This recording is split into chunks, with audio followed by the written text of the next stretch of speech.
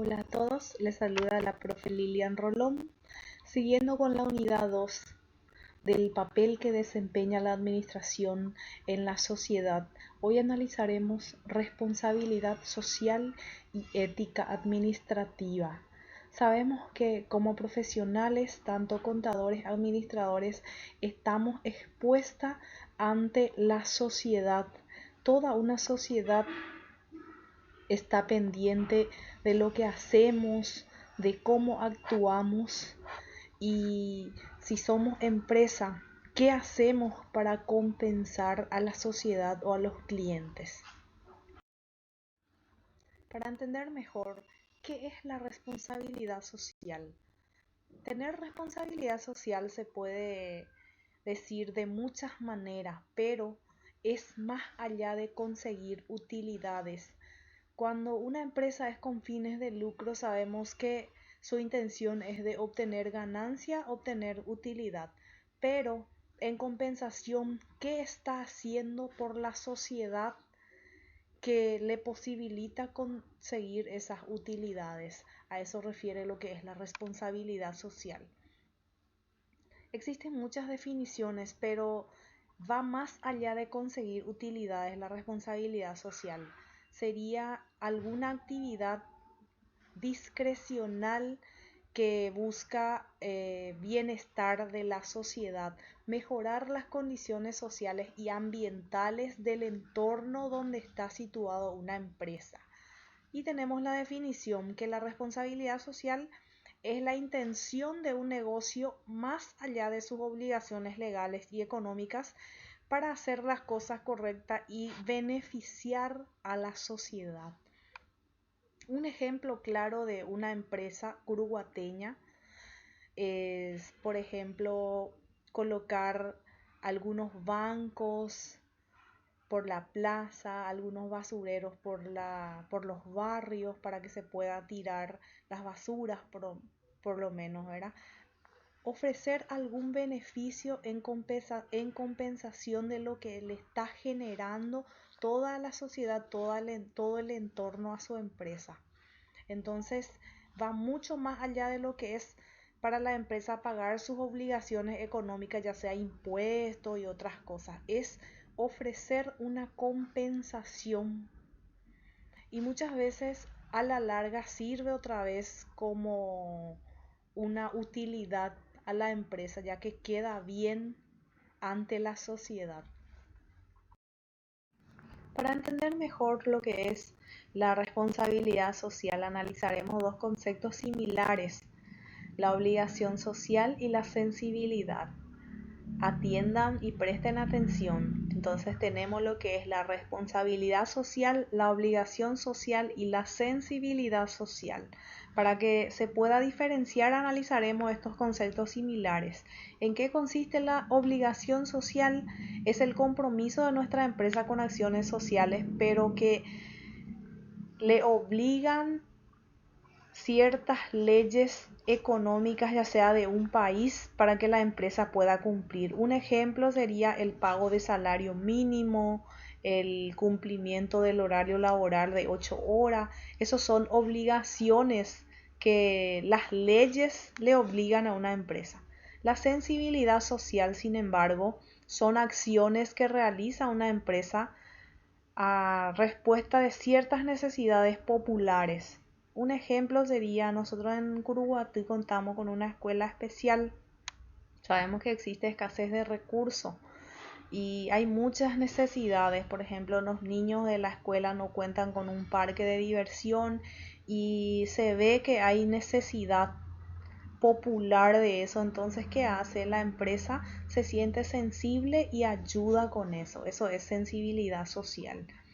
Entonces, la obligación social es lo que la ley le obliga a la empresa a cumplir. Sensibilidad son acciones en respuesta a ciertas necesidades que se observan. Y la responsabilidad social va más allá de las obligaciones económicas y sociales, sino que se trata de ofrecer una compensación a la sociedad por la utilidad que obtenemos de ello. Las organizaciones deben tener participación social Más allá de cumplir con sus obligaciones sociales, las empresas deben tener participación social. ¿Qué les parece a ustedes? Pensando así, decir que sí deben tener participación social porque nosotros como sociedad siempre esperamos algo de una empresa, ¿verdad? Principalmente cuando una empresa es local, todo eso. Pero existen a favor y en contra, argumentos que están a favor que las organizaciones tengan participación social y un argumento que está en contra de que tengan participación social, porque tener participación social incluye un poquito de inversión, por decir así, que a la larga convierte otra vez en una estrategia. Los argumentos a favor: expectativa pública. La sociedad espera, el público en general tiene una expectativa que nuestra empresa haga algo. Finalmente se convierte en una utilidad a largo plazo debido a que tenemos una buena imagen ante la sociedad, imagen pública menciona ahí, mejor ambiente con las personas, equilibrio, responsabilidad, poder, intereses de los accionistas, posesión de recursos y mejor prevenir de que lamentar. ¿Por qué nos dice mejor prevenir que lamentar? Cuando hacemos acciones a favor de la sociedad, llenamos esa expectativa y tenemos buena imagen y no tenemos riesgo de que nos hagan una manifestación, que nos escrachen por ser malos empresarios, todo eso, ¿verdad? Sin embargo, el argumento en contra dice que viola la maximización de utilidad o de ganancia debido a que se destina un cierto porcentaje. Hay que tener en cuenta que el porcentaje destinado para la participación social normalmente son mínimas, por decir un 0,1% de la utilidad. Un ejemplo nada más, ¿verdad? Pero los argumentos en contra dice que viola la maximización de utilidad, así como falta de habilidad de la persona que está enfrente, también la falta de responsabilidad por sobre todo o de poder de la persona que dirige la empresa. La administración verde. Sabemos que existen empresas u organizaciones que provocan impacto ambiental. Sin embargo, existen organizaciones o empresas que tienen muy en cuenta el efecto que pueda provocar en el medio ambiente la organización o su empresa, ¿verdad? Entonces, ¿qué es una administración verde? Es la forma en que los gerentes o administradores tienen en cuenta o consideran el efecto de su organización sobre el medio ambiente. ¿Cómo se vuelven verdes las administraciones? ¿Cómo se convierten en una administración verde una empresa? Cuando son sensibles hacia el medio ambiente o cuidan el medio ambiente. A partir de allí surgen 4 enfoques muy importantes. El primer enfoque es el enfoque de verde claro. Este tipo de enfoque es el que tiene poco interés, solo cumple lo que la ley le obliga.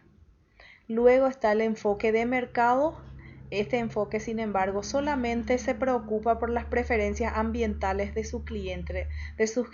Trata de quedar bien nada más con los clientes. El enfoque de las partes interesadas. Este enfoque responde a las demandas ambientales de varias partes interesadas, clientes, proveedores. El último es el enfoque activista o verde oscuro. Este tipo de enfoque es el enfoque que respeta realmente, que trata de preservar los recursos naturales, ya sea tierra, el medio ambiente en sí. Trata de hacer algo para favorecer al medio ambiente. Nosotros, por ejemplo, acá en Curuguatú contamos con la empresa Salto Pilão, que produce un impacto bastante negativo y hasta el momento nunca escuché algunas acciones, no tengo nada en contra de esa empresa, algunas acciones que realiza, ya sea reforestación del medio ambiente para paliar la situación debido a que produce un impacto negativo por el olor nauseabundo que emite la empresa, ¿verdad? O el lugar. Existen 4 tipos de enfoques que ya analizamos. El enfoque claro, que tiene poco interés. El enfoque de mercado, que responde a las preferencias de sus clientes.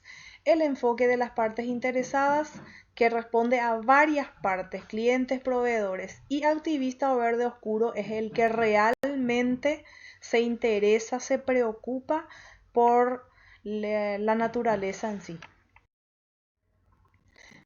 Para que las empresas sean verdes, sabemos que las empresas deben tener eh, respeto hacia el medio ambiente. ¿Y cómo se va a evaluar eso?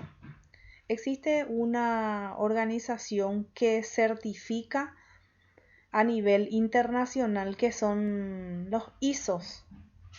Conforme las empresas, por ejemplo, se van volviendo verdes, o las empresas que tienen sensibilidad hacia el medio ambiente deben emitir un informe detallado de qué están haciendo para mejorar el desempeño del medio ambiente. Por ejemplo, el producto Omo. ¿Por qué pongo el ejemplo del producto Omo? Porque es uno de los productos que todo el mundo conoce, por decir, tanto hombres y mujeres, el jabón en polvo Omo. Ese, por ejemplo, produce un impacto negativo en la capa de ozono, pero ellos, cada cierta cantidad de productos que vende, hacen reforestación, hacen, por ejemplo, programa de parques para niños donde demuestran que ensuciarse hace bien, pero la reforestación es uno de sus fuertes también. Y así, para compensar el impacto negativo que produce en el medio ambiente. Luego se van evaluando mediante análisis de informes que se guardan dentro de la empresa. La empresa debe realizar informes, ya sean semestrales, mensuales, anuales, donde figuren las acciones que realizan para ayudar al medio ambiente. Una compañía que desee obtener la certificación ISO, que es de calidad hacia el medio ambiente, el respeto hacia el medio ambiente, por ejemplo, debe minimizar los efectos de su actividad sobre el medio ambiente y realizar mejoras continuas en el desempeño ambiental, ya sean reforestaciones o otras acciones que favorezcan. Los gerentes y el comportamiento ético. ¿Quiénes son gerentes? Son personas encargadas de la dirección de una empresa y ellos se encargan de que sus funcionarios deben o tengan un comportamiento ético. Pero primeramente, ¿qué es la ética? Son principios, valores y creencias que le define al ser humano en su forma de actuar, ya sea correcto o incorrectamente. ¿Qué nos indica esto? El gerente o el administrador debe ser un profesional con estándares éticos altos para que pueda exigir a sus trabajadores o colaboradores que tengan también el mismo comportamiento.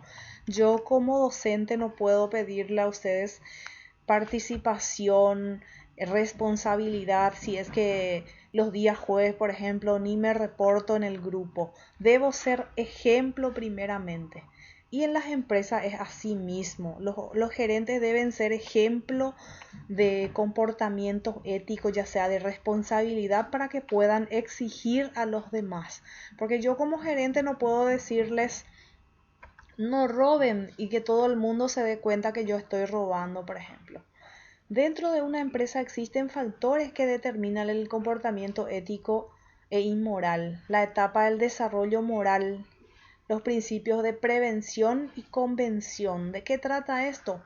Para que las empresas contraten a los trabajadores, ¿por qué de repente hacen antecedentes o solicitan antecedente judicial, penal, referencia personal, comercial, para que al comienzo ya puedan prevenir comportamientos éticos negativos o incorrectos.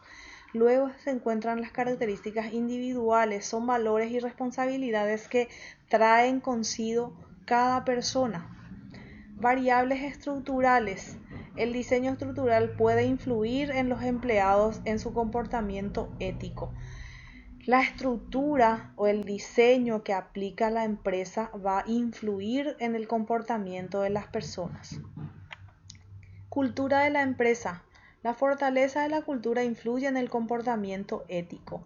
Es muy importante que la empresa posea cultura, que son culturas organizacionales, valores, principios o creencias que se practican dentro de la empresa. Fortalecer esa cultura para que podamos influir en los integrantes o en las personas que trabajan dentro de ella.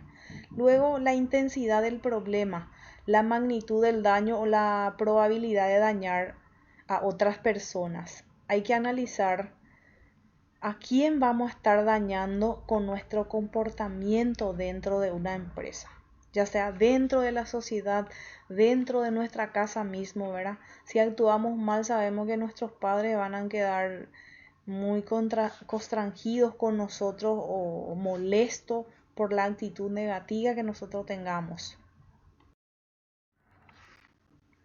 ¿Cómo los gerentes pueden fomentar el comportamiento ético? Como les dije, el gerente primeramente debe ser ejemplo. Puede hacer muchas cosas si realmente le interesa fomentar el comportamiento ético dentro de su empresa. Antes de contratar, luego ya debe hacer todo lo necesario para contratar personas con estándares éticos altos. Y, por supuesto, en primer lugar, predicar con ejemplo. Deben tener programas integrales de cómo mejorar el medio o el ambiente ético de una empresa, así realizar charlas motivacionales, todo eso para poder fomentar un comportamiento ético dentro de la empresa. Algunas maneras específicas en que los gerentes pueden fomentar el comportamiento ético. En la hora de seleccionar los trabajadores, se debe analizar los antecedentes de esa persona para poder contratar. Tener o contar con un código de ética o normas de decisión dentro de la empresa para que eso se pueda seguir. Ejercer liderazgo de alta gerencia con ejemplos. El gerente debe influir en las personas siendo ejemplo de ética.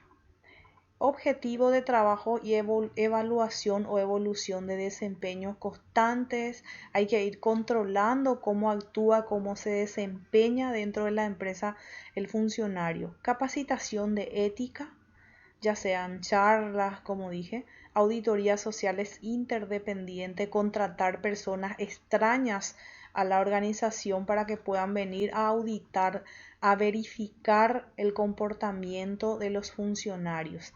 Y el último, que es mecanismo de protección. Es muy importante proteger a los trabajadores que denuncian irregularidades existentes en la empresa.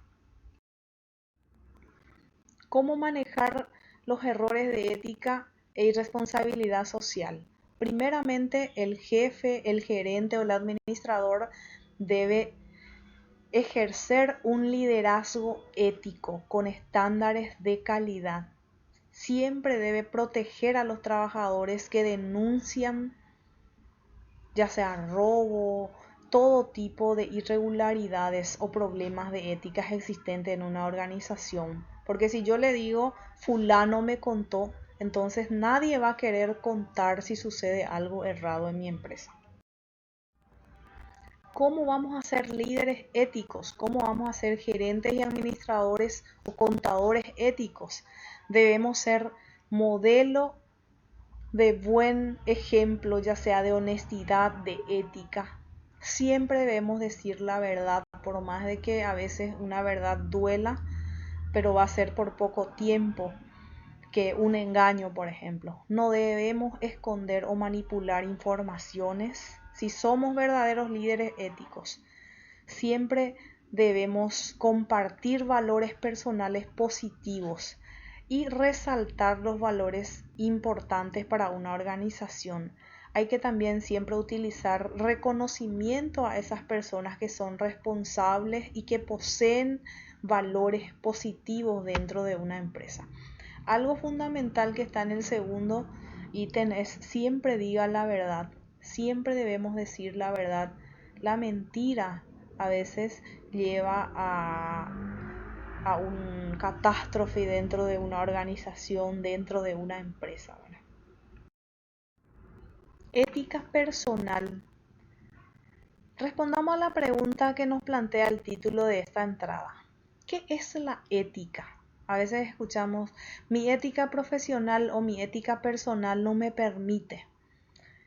La ética trata de la filosofía o de la moral y de las obligaciones que tiene el hombre de cumplir a cabalidad las cosas. También podríamos decir que son conjunto de normas morales que debemos seguir para tener una buena conducta humana. Están estrechamente relacionados estos conceptos, ética y moral. ¿Será que son sinónimos? A continuación analizaremos. La moral es el conjunto de valores y principios de cómo nosotros debemos actuar o prohibiciones de las cosas que no podemos hacer. Entonces, es una forma determinada de conducta que debemos adoptar en la sociedad que va a ser más aceptado. Sin embargo, la ética se ocupa y se preocupa de la moral siendo intransferible. Yo no puedo transferir mi ética personal a otra persona, por ejemplo. Ética versus moral. La ética entonces, moral pensada interno de la persona. La moral es lo vivido y que la sociedad piensa de nosotros o lo que nos puede juzgar. Ética es igual a moral. Por extensión suele aplicarse en términos colectivos como por ejemplo ética profesional, ética empresarial, ética política, la ética médica, jurídica, los cuales expresan una prevención del término o conjunto de normas que deben cumplir o asumen las personas. Nosotros como profesionales contadores existen la ética para los contadores, como profesionales administradores, ética para los administradores. Siempre escuchamos los médicos, por ejemplo, dicen, mi ética profesional no me permite. Imagínense ustedes si es que los médicos le van a contar a todo el mundo la enfermedad de su paciente. Eso no le permite su ética profesional o dejar que una persona muera sin atenderle, por ejemplo. Eso no permite su ética profesional de médico. Para concluir, la ética personal conforma nuestros compromisos, lo que hemos adquirido voluntariamente nosotros en su grado de cumplimiento a cabalidad, si somos responsables, si somos respetuosos, si somos puntuales. Eso va a marcar la diferencia para nuestra excelencia como profesionales. Hábitos y productividad. Herramientas. ¿Qué son hábitos? ¿A qué ayudan? ¿Ayudan a la productividad? ¿Cuáles son las herramientas que encontramos dentro de ella? Los hábitos son los que hacemos repetitivamente. Son pequeñas acciones que repetimos todos los días o regularmente. Por ejemplo, ustedes al levantarse, ¿qué hacen? Sí o sí se van a cepillarse. Nadie les avisa porque se tienen que cepillar, por ejemplo, que se tienen que higienizar. Son hábitos que hacemos repetitivamente y entonces se convierten en algo mecánico ya. Los hábitos incluyen tanto actitudes como acciones. Una actitud es una inclinación de lo que hacemos y de una situación determinada. Un filósofo canadiense, Marshall decía que primero formamos las herramientas y luego estas herramientas nos moldean a nosotros. Se puede aplicar esta frase en muchos ámbitos, por ejemplo en la política, la educación, tecnología y en el mundo de los negocios. No hay duda de que las herramientas digitales nos han cambiado y nos han moldeado totalmente los hábitos que tenemos. Existen personas que no pueden vivir sin un celular, por ejemplo. Tienen hábito, repetitivamente están utilizando sus celulares. El 40% de todo lo que hacemos durante el día están basados en hábitos. Los hábitos ya sabemos que son los que hacemos repetitivamente y nos ayudan a sobrevivir porque nos dan tiempo y espacio intelectual para poder enfocarnos a resolver algunos problemas y acciones frecuentes. Pero estos hábitos también pueden perjudicar cuando son, por ejemplo, tenemos hábito de dormir hasta tarde. Esos son malos hábitos que perjudican la productividad de una persona.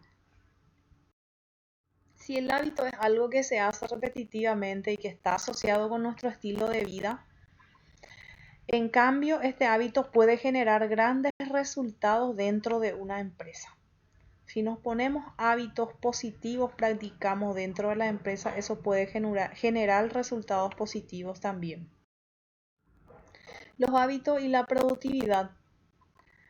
Cultiva aquellos hábitos que quisieran dominar sus vidas, que serían hábitos positivos, pues ser productivo es la única forma de conseguir realmente lo que nosotros queremos. El problema estriba en que nos basta o no basta con saber qué es lo que es necesario para ser productivo, sino que también hay que saber cómo serlo productivo.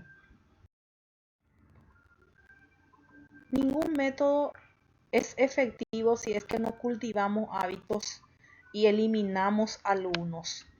¿Qué debemos hacer? Debemos eliminar los hábitos negativos y cultivar hábitos positivos para que podamos ser mejores personas. ¿Cómo vamos a hacer eso? Realicemos una lista de las tareas que realizamos todos los días durante nuestro día y analizar qué hábitos son positivos y qué hábitos son negativos. ¿Qué hábitos nos han funcionado mejor? ¿Qué hábitos sientes que han sido un desastre en tu vida y que te ha generado resultados negativos? Esta experiencia vamos a dejar en la plataforma virtual en nuestro foro del día de hoy. Entonces a continuación analizaremos algunos hábitos que son positivos y otros que son negativos. Pero antes de analizar esos hábitos positivos y negativos, ¿cómo se forman los hábitos? Nadie nace con ellos, nadie nace ya cepillándose, por ejemplo. Cada persona suele moldear continuamente su forma de ser y actuar de acuerdo a la influencia que recibe de su medio, del entorno que nos rodea, de lo que vemos ya sea en nuestro hogar, en nuestro trabajo, con los amigos, y de esa forma vamos formando nuestros hábitos. Los valores, ideas y sentimientos definen el hábito de cada persona. ¿Son necesarios los hábitos? Algunos hábitos se convierten en necesidad, como por ejemplo de higienizarse todos los días. Ese hábito, por ejemplo, es una necesidad. Lo practicamos con frecuencia y se convierten ya en rituales. Hay acciones que realizamos a diario que son bastante positivas y otros que son negativas para nuestra productividad cotidiana. Pero lo podemos hacer, producir algunos hábitos que nos ayuden y vencer algunos que son negativos. Los hábitos que sirven para reforzar aprendizaje, desarrollar actitudes, asumir responsabilidades y formar una organización. Tipos de hábitos. Clasificamos en malos hábitos y buenos hábitos. Cuando nos referimos al primero hablamos de virtudes y cuando nos referimos al segundo hablamos de vicios. Vamos a comparar qué hábitos malos tenemos y qué hábitos buenos tenemos nosotros. Malos hábitos son todo aquello que limita el crecimiento, ya sea personal o profesional. Buenos hábitos, sin embargo, son aquello que nos ayuda a crecer, mejorar, madurar y alcanzar nuestros objetivos y metas. Algunos hábitos comunes negativos. Quedarse acostado hasta tarde en la cama. A veces ponemos nuestro despertador para levantarnos a las 6 de la mañana. ¿Qué hacemos? Suena nuestro despertador y apretamos y ponemos un 5 minutos más. Esos son hábitos negativos, queridos jóvenes. Alcoholizarse, fumar, comer en exceso. A veces ya estamos muy satisfechos, alguien nos invita a algo, igual comemos. Esos son malos hábitos.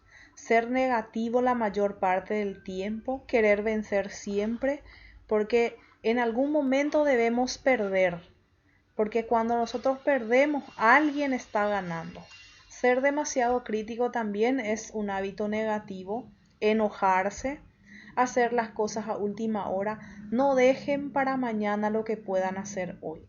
Difamar, mentir, tocar cosas ajenas, envidiar, flojear, es ser ateo, por ejemplo, eso es un mal hábito. Tener resentimiento de las personas. Estos son una lista de malos hábitos que a veces practicamos que hace que nuestra vida sea negativo. Entonces, pero que podemos dejar de hacer. Podemos levantarnos temprano, podemos dejar de fumar, no hay necesidad de comer en exceso y así sucesivamente. Algunos hábitos que ayudan a mejorar nuestra vida. Debemos poner metas diarias. ¿Qué queremos hacer primeramente? Siempre hay que hacer primero lo peor. Nosotros como docentes a veces le preguntamos a los estudiantes qué materia primero quieren rendir y lo más difícil siempre dejan para el último. Eso es un gran error. Lo más difícil debemos hacer primero porque tenemos más fuerza para poder hacer. Y cuando ya llega el último ya estamos más cansados. Entonces nunca debemos dejar para el último lo más difícil, por ejemplo. Despertar temprano. Esto es un hábito positivo que nos va a ayudar a mejorar la vida. Tantas cosas hubiéramos hecho si es que nos levantamos a las 6 de la mañana para aquellas personas que se levantan a las 11, por ejemplo. Muchísimas cosas pudieran haber hecho en 3, 4 horas. La puntualidad. La puntualidad enaltece nuestra autoridad como profesional y como persona. Una persona puntual es una persona responsable. Después también tenemos que tener prioridad, separar las actividades importantes de lo urgente. Es lo mismo una actividad importante y una actividad urgente. ¿Qué primero debemos hacer? Primero debemos hacer lo urgente y luego lo importante, pero tener prioridades de qué vamos a comenzar y así sucesivamente.